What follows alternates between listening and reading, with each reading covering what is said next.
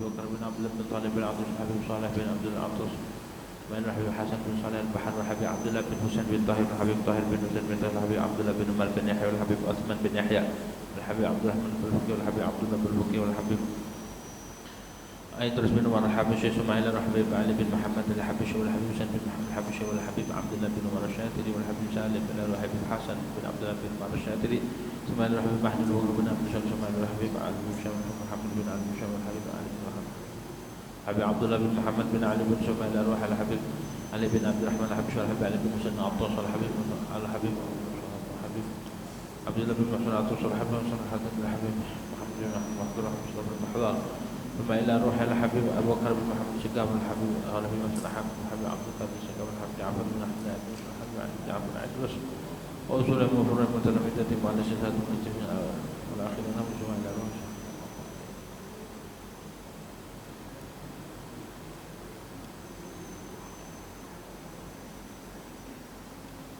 وجميع مشايخنا في الدين وشيخ هذه البلدة أجمعين أماتنا وأماتكم وأمات المسلمين أجمعين نرجو الرشوم بالرحمة والمغفرة وإلى درجاتهم جنة وإدارة بركاتهم وأسرار منوالهم وعلم في الدين والدين والآخرة على هذه النية ولكل نية صالحة وإلى حضرة الحبيب سيدنا محمد صلى الله عليه وسلم بسر الفاتحة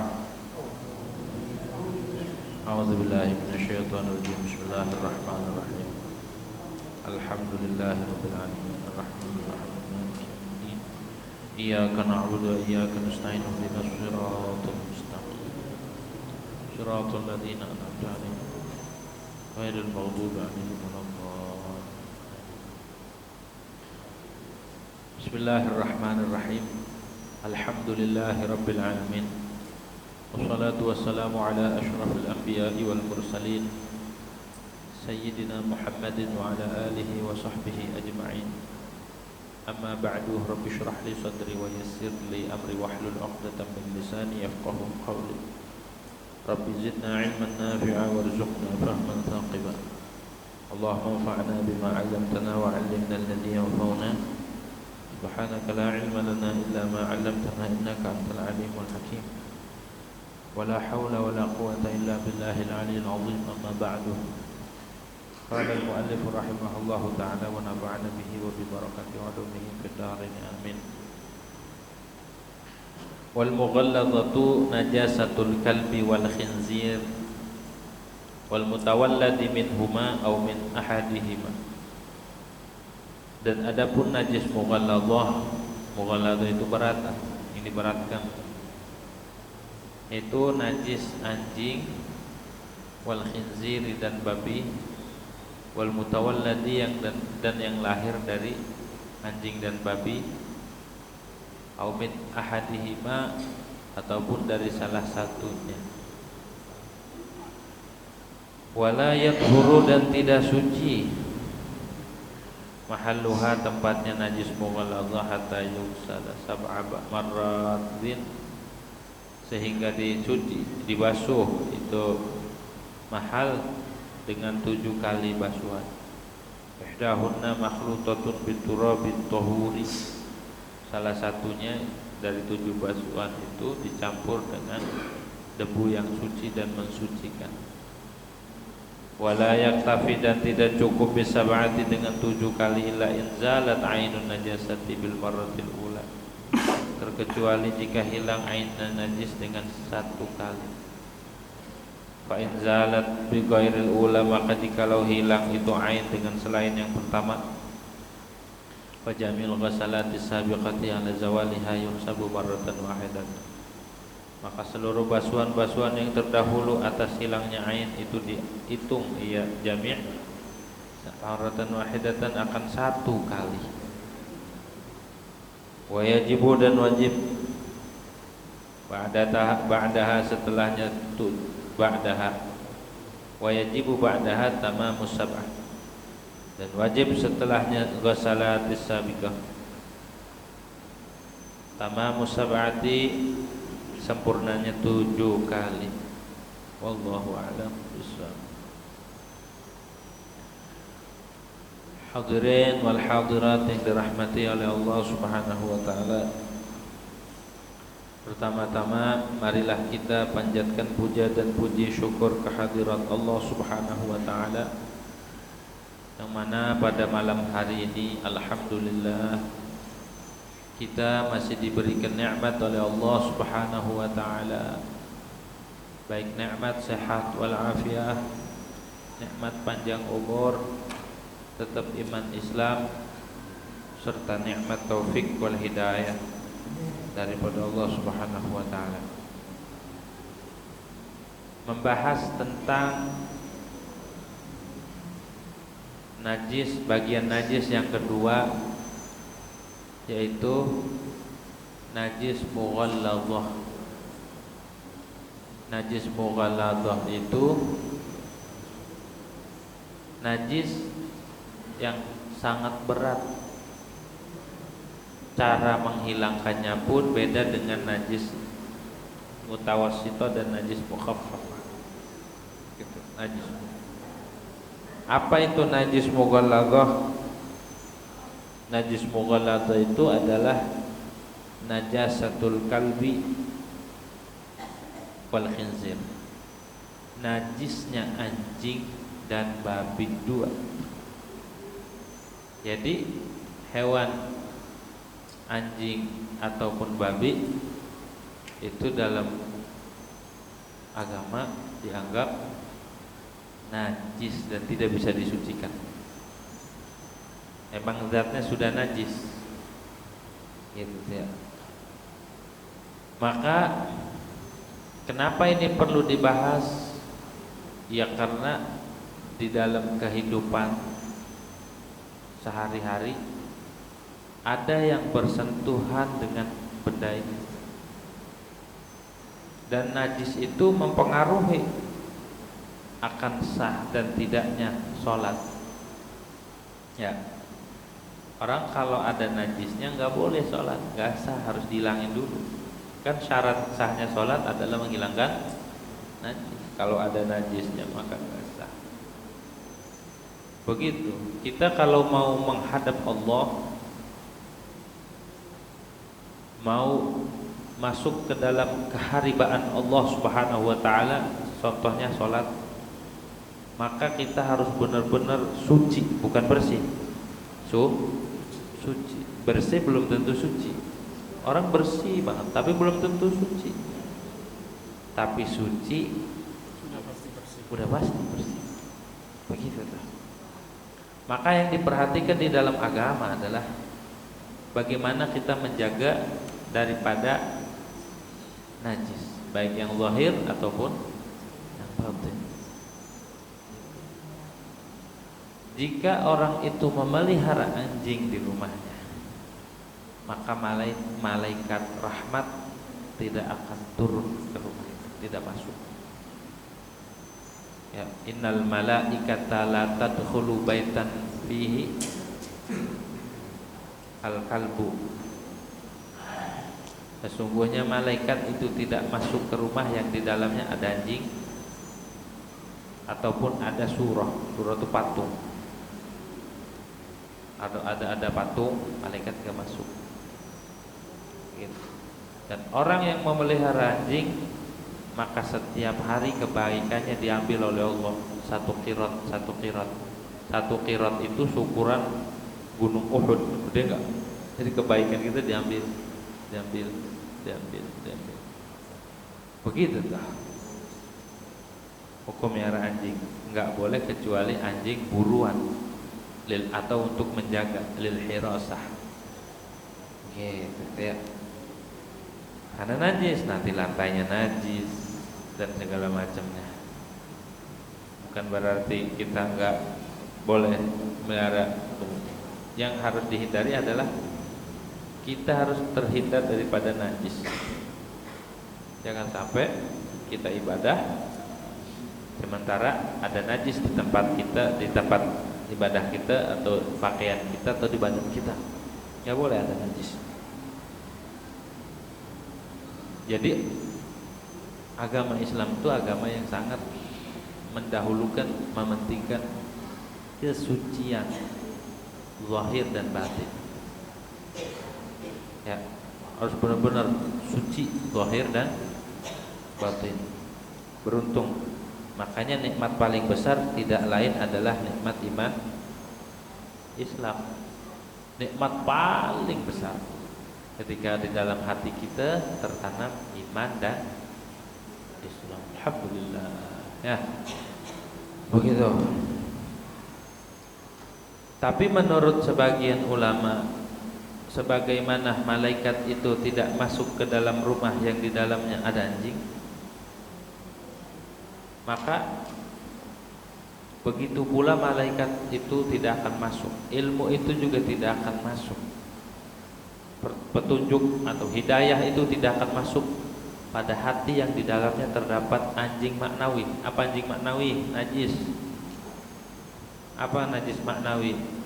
Sombong. Orang kalau di hatinya ada kesombongan, maka malaikat pun tidak akan masuk. Tidak akan membawa hidayah, tidak akan membawa ilmu, tidak akan membawa rusyud, tidak akan membawa ketenangan, tidak akan membawa rahmat ke dalam hati. Orang yang di dalam hatinya tertanam sifat najis. Apa najisnya? Najis kayak anjing maknawi, sifat sombong, riya, gitu ya. Maka dari itu, sebagaimana dituntut kita mensucikan zahir, maka dituntut pula mensucikan batin. Begitu tuh. Tidak cukup kita suci zahir saja.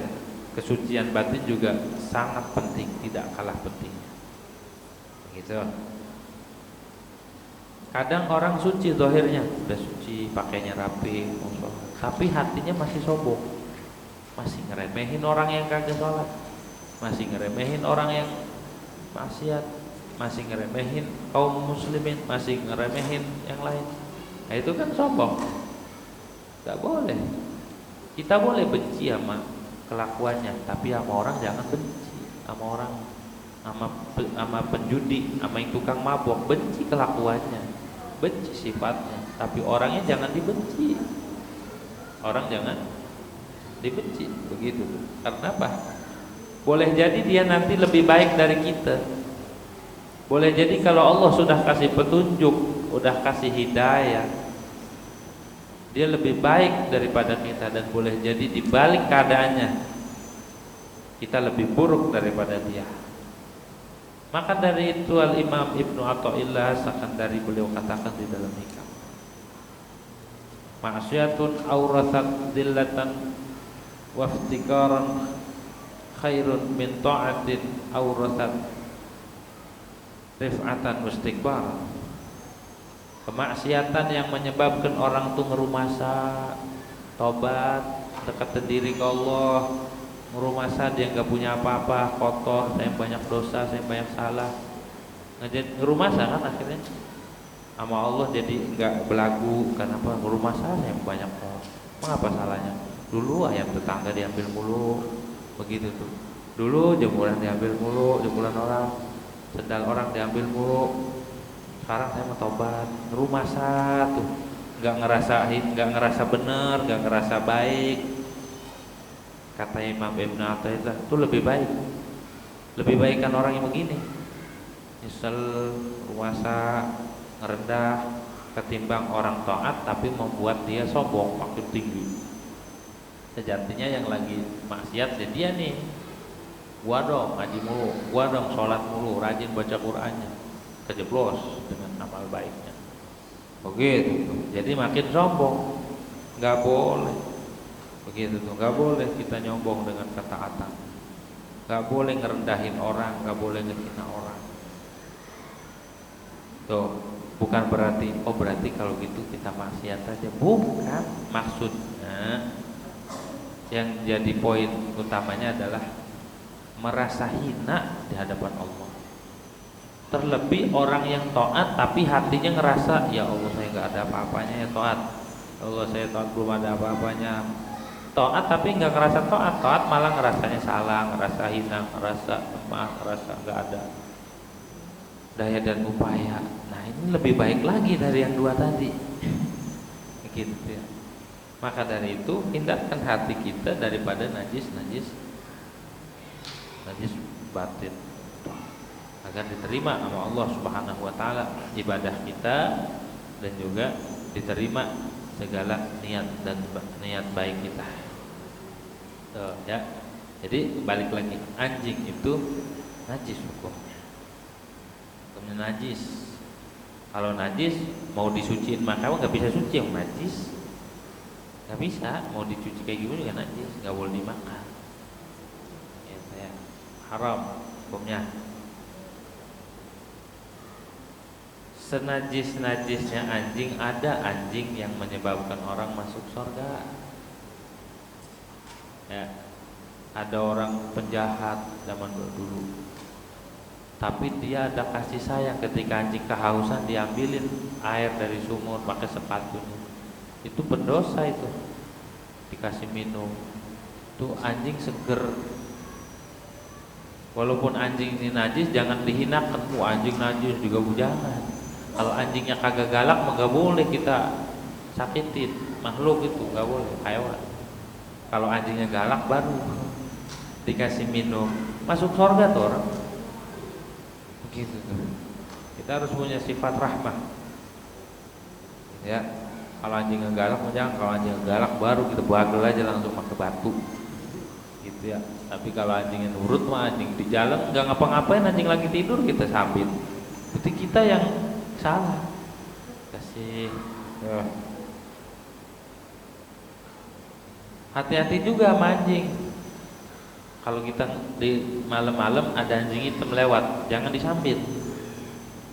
Takutnya itu jin.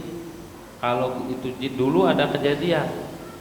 Habib Abdullah bin Umar Asy-Syatiri waktu lagi jalan sama murid-muridnya malam-malam, ada anjing lewat, disambit sama muridnya. Disambit kena matanya. Akhirnya matanya pecah. Malam-malam datang jinnya itu. Kalau bukan muridnya Habib Abdul Syatiri, ini udah diganggu nih, karena muridnya Habib Abdul Syatiri akhirnya ta'zim sama Habibullah. Tapi ngelapor, Habib, murid antum tuh ngelempar anak, ini sampai buta. Saya mau kisos. Akhirnya besoknya dicari, tanya siapa yang semalam menyambit anjing sampai buta. Anak Habib gini. Sekarang saya mau tanya, ente mau dibalas di dunia apa di akhirat? Bingung kan? Gurunya ngomong, di dunia aja, Bib. Di dunia. Enggak lama kecolok besi, matanya pecah juga. Jadi walaupun itu anjing, kalau enggak galak mah jangan dimain sambit-sambit aja. Takutnya itu makhluk Allah, jin atau semacamnya. Begitu tuh. Kita juga kudu punya adab, walaupun nama anjing juga gitu tuh. Bukan berarti beradab tuh cium tangan, anjing cium tangan. Bukan. Gitu. Maksudnya jangan disakitin, kalau enggak biarin. Gitu ya. Kita adab sama makhluk Allah. Gitu. Kadang anjing memiliki sifat mulia. Di dalam kitab Kasyifatul Zahid sebutin ada beberapa sifat mulia, di antaranya hewan yang paling setia anjing. Kalah kita. Ya, setia. Terus dia juga zuhud, makannya enggak kayak kita. Perutnya lihat kempes. Gitu. Terus walaupun diusir berapa kali sama majikannya, tetap aja dia balik lagi. Ada beberapa sifat yang di situ yang dimiliki oleh anjing. Gitu. Maka dari itu kita nggak boleh menyakiti hewan. Ini hukum. Kalau hukum bicara najis, buat terhindar biar ketika sholat atau melakukan ibadah yang butuh, yang disyaratkan suci dari najis, ya harus dihindari. Bukan berarti setiap yang ini harus dibenci, enggak. Ada kok anjing yang masuk surga. Anjingnya siapa? Ashabul Kahfi, disebutin di Quran malah namanya. Disebutin di Quran kisahnya. Anjing Ashabul Kahfi masuk surga. Begitu. Bahkan Uwais Al-Qarni itu tabi'in, ketika beliau lagi nyari makanan di tempat sampah, yang tempat dibuang, itu rebutan sama anjing duluan. Anjing dulu apa saya dulu nih? Itu Imam Uwais Al-Qarni yang magamnya tinggi di sisi Allah Subhanahu wa taala. yang memiliki kedudukan tinggi di sisi Allah bilang begini, "Jing, kalau ente selamat di Siratal Mustaqim berarti ente lebih baik dari anak." Sampai begitu. Enggak ngerasa dirinya habiin. Enggak. Ngebandinginya, "Anjing, kalau ente lebih baik dari yang jangan gonggong. Kan lagi rebut-rebutan makanan tuh, jangan gonggong. Kalau ente bisa nyebrang Siratal Mustaqim berarti ente lebih baik dari anak." Begitu. Saking tawadhunya. Imam Uwais Al-Qarni itu diriwayatkan nggak pernah ngedangak, nggak pernah ngelihat ke langit. Sama ada kiai dulu di Jawa, Purwokerto, namanya Kiai Abdul Malik, nggak pernah ngelihat ke langit, begini aja semua itu, nggak pernah ngedangak. Imam Haddad sama nggak pernah ngedangak. Begitu ya orang yang memiliki kemakrifatan yang tinggi di sisi Allah Subhanahu wa taala. Gitu loh. Anjing itu. Wal khinzir dan babi. Ada dua najis mughalladz itu, najis anjing dan babi. Begitu. Mau babi kayak apa nek? Kalau babi ngepet gimana? Hah? Najis apa enggak? Babi jadi-jadian tuh najis apa enggak? Kalau bentuknya babi, ya najis. Gitu ya. Wal khinzir dan babi. Gitu. Tahu kan babi ya? Itu najis tuh. Mughalladz. Jangan dimakan, haram hukumnya. Enggak boleh karena makan najis. Karena enggak bisa suci dalam keadaan apapun. Wal mutawalladi minhuma, dan yang lahir dari anjing dan babi, anaknya anjing babi itu, atau persilangan dari keduanya atau anaknya, itu hukumnya najis. Au min ahadima, atau dari salah satunya, yang satu hewan suci kayak kambing, satunya anjing. Nah, kawin tuh disilang antara anjing sama kambing, lahir, maka ini anaknya ikut yang najis, maka anaknya najis. Nah kan ini emaknya kambing, walaupun emaknya kambing karena salah satunya anjing, itu najis. Begitu ya. Au min ahadim, atau babi disilang, babi kawin sama kambing, atau babi kawin sama sapi, misalnya. Kan sekarang mah udah modern, udah canggih, nggak harus kawin itu ya. Di situ juga kadang pakai alat kan, diambil spermanya, dicampur, disilang, jadi masukin. Nah, itu juga sama hukumnya najis. Begitu ya, hukumnya najis, baik yang lahir dari anjing dan babi ataupun dari salah satunya. Wala yathuru mahalluha, dan tidak suci tempatnya najis mughalladz nih, mahalnya yang kena, maksudnya mahal nih sesuatu yang kena najis mughalladz. Misal tangan kita megang babi atau kena babi, kena liurnya ataupun kena badannya dalam keadaan basah atau salah satunya yang basah, maka najis tangan kita. Enggak suci itu, kagak suci, sehingga hatta yuksala sab'a marrat, dibasuh 7 kali basuhan, dibasuh. Atau kena tai anjing atau tai babi ataupun kena liurnya, hilangin dulu. Kalau hilang dengan basuhan pertama berarti tinggal 6, tambahin 1, 2, 3, 4, 5, 7. Salah satu ya dari 6 ini dicampur tanah. Kenapa harus tanah? Karena tanah itu mengandung zat yang bisa membunuh bakteri yang tidak mati kecuali dengan tanah. Ya. Jadi anjing dan babi itu mengandung bakteri, yang mana bakteri itu tidak akan mati kecuali dengan media tanah. Itu syariat tuh ya, daun Nabi itu. Apa? Yang pertama aja bebas. Yang paling utama taruhnya di pertama, bebas mau di pertama atau di tengah atau di terakhir, gitu, bebas itu ya. Yang penting salah satunya pakai tanah.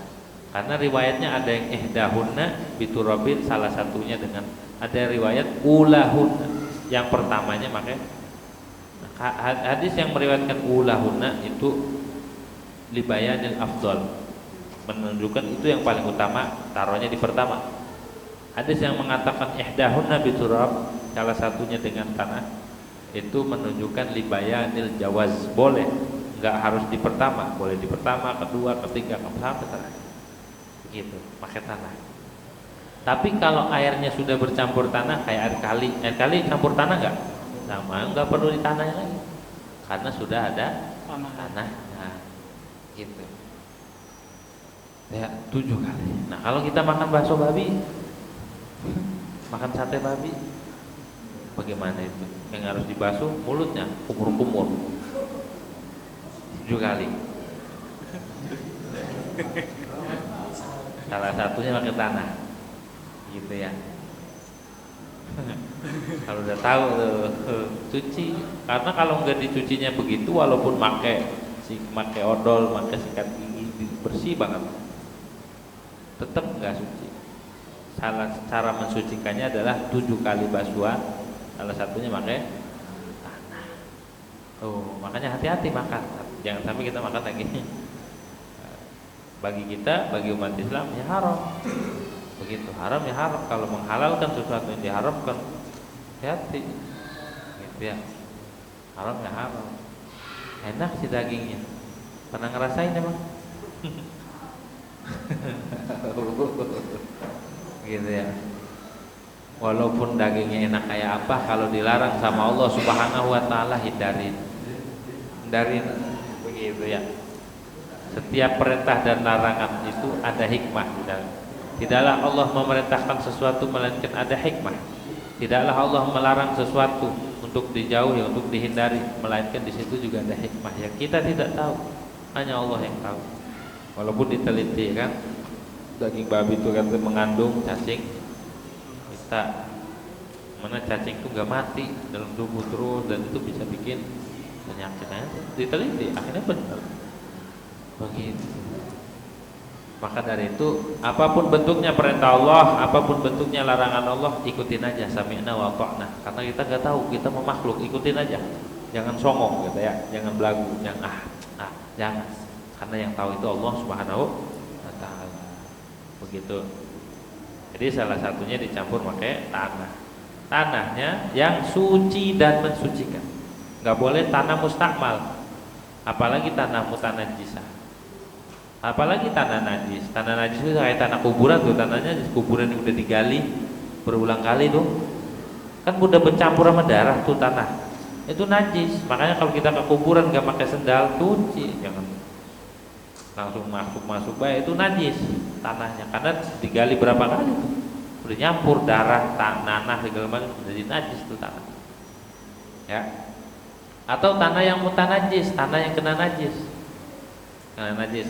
kayak air kencing atau kena comberan, nah, itu tanah mutanajis, kena itu.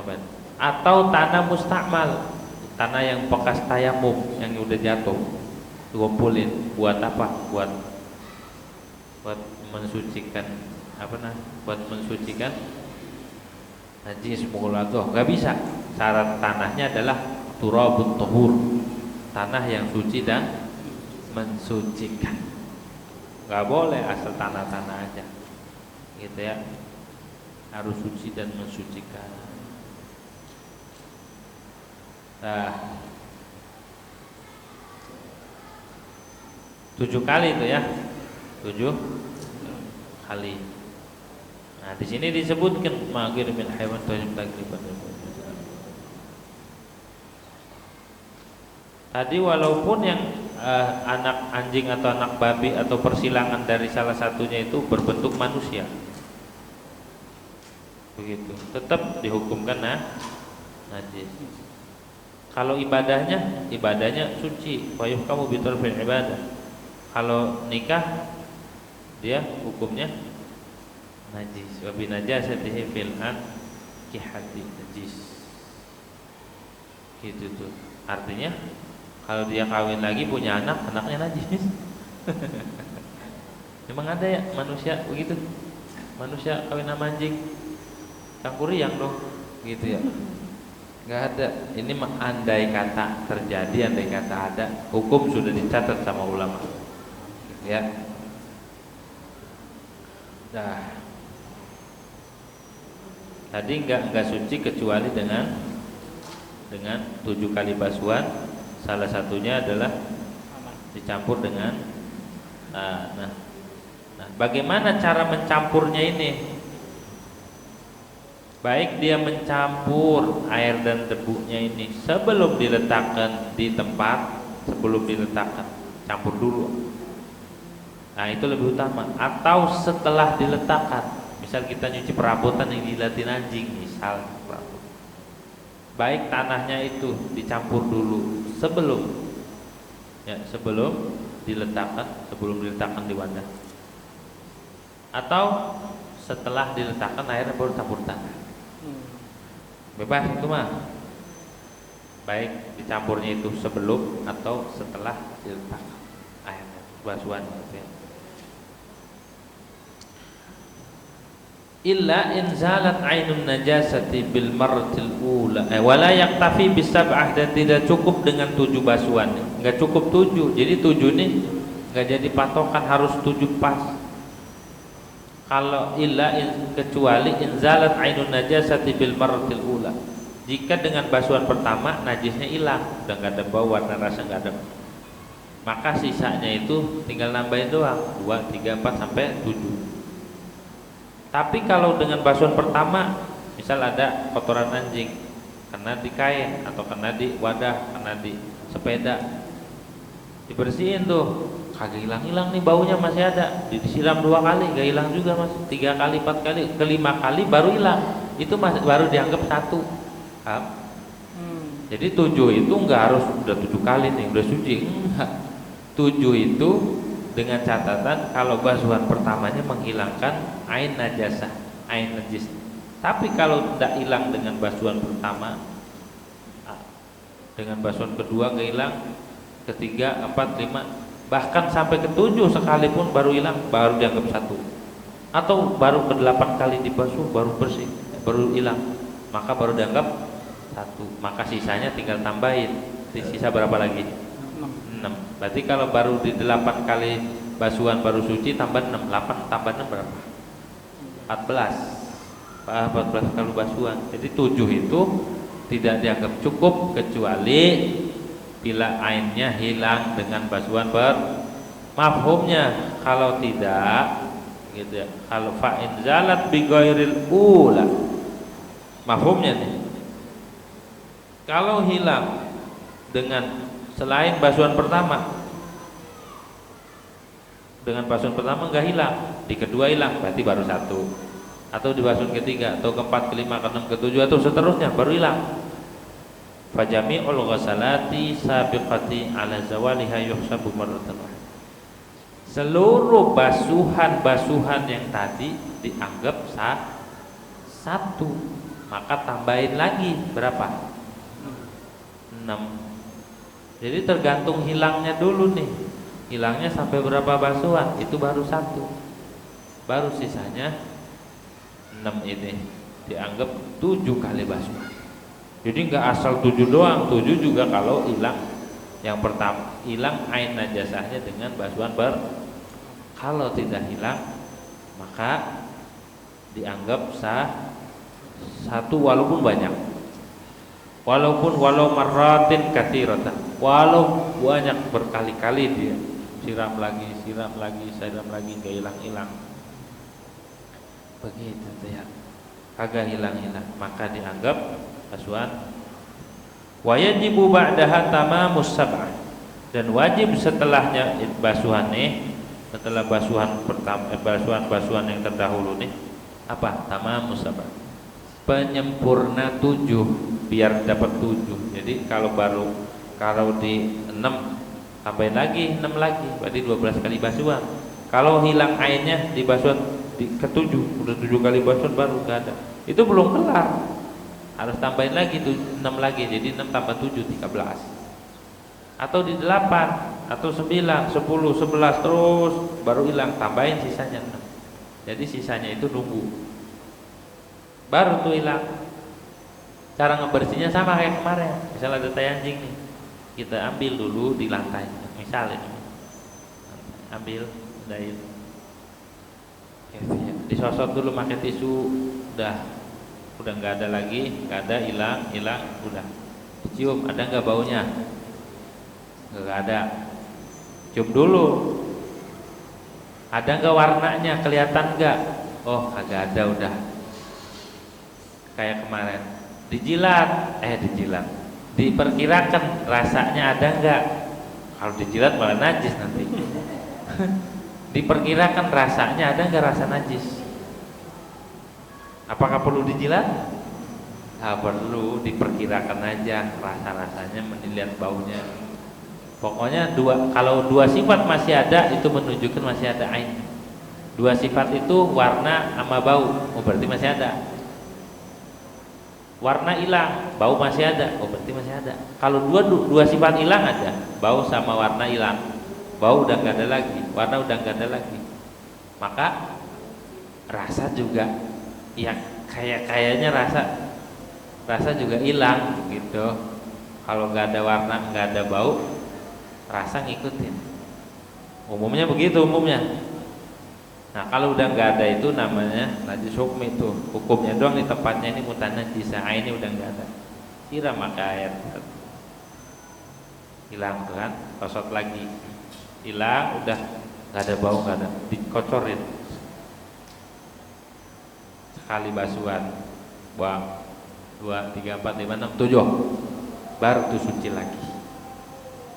Begitu ya, itu cara mensucikan najis mughalladhah.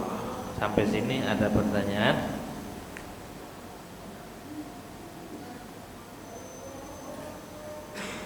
Kan ada tuh Ustaz, sepatu atau jaket, di luarnya sih bukan kulit yang najis nih, tapi di bagian dalam ada tuh. Kalau kita di mall-mall beli sepatu,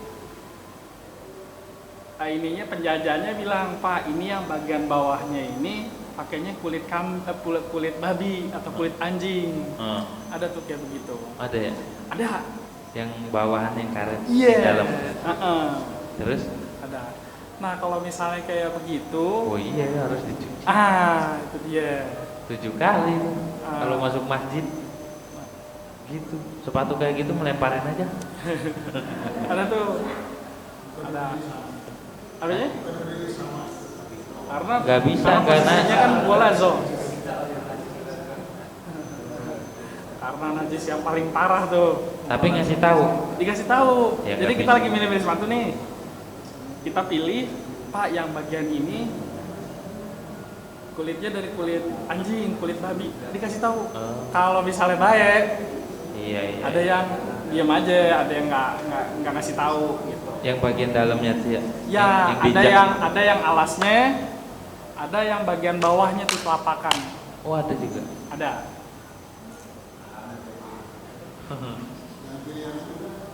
Ya, kadang kan dompet juga sama, kita dikasih tahu sama penjualnya. Ya, ini jangan, ini ada ininya tuh, ya. Ada tandanya. Oh, kalau kita bawa aja dompet, sementara tahu dari kulit babi, maka nggak sah sholat kita. Ya, jam tangan yang dari kulit. Ini kulit apa ya? Kulit apa ini? Kulit dinosaurus apa misalnya? Misalnya ini kulit babi, jangan dipakai waktu sholat. Kalau nggak tahu mengapa? Kalau nggak tahu yang namanya nggak tahu. Tapi kalau tahu, ya jangan dipakai kalau tahu. Kayak kita makan, kalau nggak tahu ya nggak kena hukum, namanya nggak tahu. Tapi kalau udah tahu, nggak apa-apa, enak nih, lanjutin aja. Salah. gitu ya. Kalau kena kaki, kena keringat, ya najis ya. Jadi kita kudu masuk masjid, kudu hati-hati itu, gitu. Pakai sendal jepit aja, ditutup pakai kardus.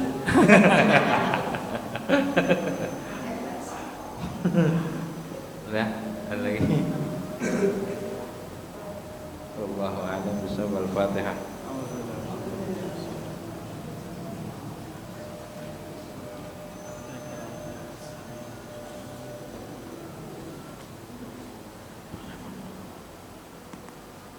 Bismillahirrahmanirrahim. Alhamdulillahirabbil alamin. Hamdan yafi'u wa yukafi mazid ya rabbana lakal hamdu kama yanbaghi li jalali wajhikal karim wa 'ala sultanika. Allahumma shalli 'ala sayyidina Muhammad wa 'ala ali sayyidina Muhammad. Allahumma ighfir lana min khashyatika ma tahulu bihi bainana wa bain ma'asiyatika min ta'atika ma tuballighuna bihi jannatak wa min al-yaqini ma tuhawwinu bihi 'alaina masa'ib ad-dunya mata'na Allahu bi asma'ina wa absarina wa quwwatina abadan ma ahyaytana waj'al al-waritha minna waj'al sa'rana 'ala man zalamana wa ansurna 'ala man 'adana wa la taj'al musibatana fi dinina wa la taj'al ad-dunya akbar hammina wa la mablagha 'ilmina wa la ghayata raghbatina wa la tusallit 'alaina bi dhunubina man la yakhafuka wa la yarhamna. Allahumma inna nas'aluka mawjibat rahmatik wa azal maut wa salamata min kulli ithmin wal ghanimata min kulli birrin wal fawza bil jannah wa najata minan nar. Rabbana la tad'a lana dhanban illa ghafarta wa la hamman illa farajta wa la karban illa nafasta wa la 'adwan illa ahlakta wa la habiban illa hafidta wa la ghaiban illa radita wa la maridan illa shafaita wa la hajatan min hawaij ad-dunya wal akhirah ya laka ridan wa lana fihi salah illa qadaytaha wa razaqta wa asarta 'alaina ya arhamar rahimin ya arhamar rahimin. Wa sallallahu ala sayyidina Muhammadin wa ala alihi wa sahbihi ajma'in. Subhana rabbika rabbil izzati amma yasifun wa salamun alal mursalin walhamdulillahi rabbil alamin. Sekian kurang lebih mohon maaf dan wabarakatuh. Wassalamualaikum warahmatullahi wabarakatuh. Waalaikumsalam.